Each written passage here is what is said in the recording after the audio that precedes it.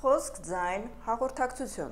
Եթե ցանկանում եք կյանքում լինել անփոխարինելի, պատրաստ եղեք անընդհատ կատարելագործվելու։ Ողջույն, ես Սեդա Ավետիսյանն եմ, հանրային խոսքի մասնագետ։ Խոսքի եւ ձայնի միջոցով օգնում եմ մարդկանց, որպեսզի հաջողություններ գրանցեն անձնական եւ գործնական կյանքում։ Ես նաև զբաղվում եմ թվային հոգեբանությամբ եւ հաղորդակցության դասընթացներում վերջերս ընդգրկել եմ հնգաթև աստղի մեթոդով թվային վերլուծությունը, որտեղ վերլուծության եմ ենթարկում մարդու ծննդյան օր, ամիս, տարեթիվը, վերհանելով 5 կարևորագույն ծրագրերը, որոնք անհրաժեշտ է անցնել կյանքի ընթացքում։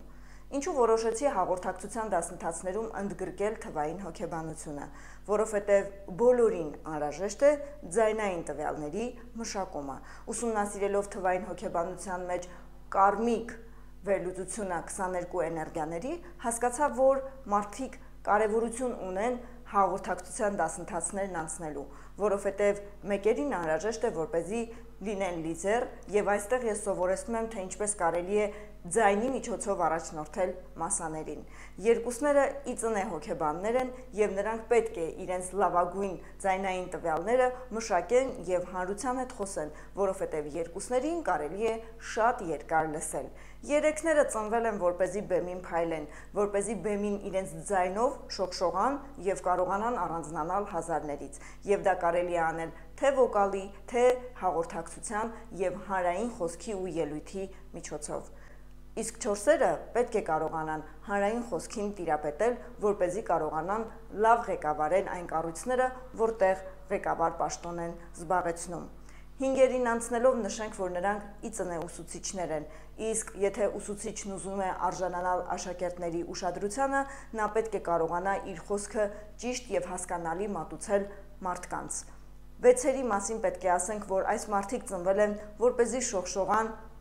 տարբեր միջավայրներում, որպեսզի լինեն ուշադրության կենտրոնում, իսկ ինչ է կարևոր մարդուն ուշադրությունը գրավելու համար։ Առաջինը տեսքով, իսկ երկրորդը խոսքով, ձայնով եւ հաղորդակցությամբ։ Ինչ է անհրաժեշտ 7-երին հաղորդակցության ոլորտում։ Նրանք զրոյից համակարգեր ստեղծող են, նրանք լավ ղեկավարներ են, լավ ճարտարապետներ են, բայց եւ պետք է կարողանան խոսքի արվեստի հմտություններին տիրապետել, որպեսզի կարողանան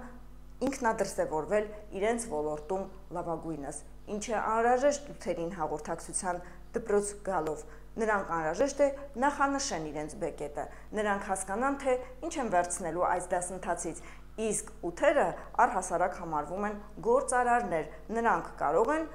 ամեն ինչից գումար ստեղծել, իսկ որպեսզի նրանք կարողանան մարդկանց հետ պայմանավորվել, պայմանագրեր կնքել եւ մեծացնել, ընդլայնել իրենց բիզնեսը, անհրաժեշտ է, որ կարողանան տիրապետել հաղորդակցության հմտություններին։ Դե իսկ 9-երի մասին նրանք լավագույն մասնագետներն են, սակայն տառապում են ինքնակոչի համախտանիշով։ Այն է, որ թերագնահատում են իրենց գիտելիքները, բայց այդպես էլ չեն կարողանում ռիսկի դիմել եւ թանկ վաճառել իրենց ծառայությունները։ Հաղորդակցության դասընթացների ժամանակ սովորեցնում եմ ձերբազատվել այդ վախերից եւ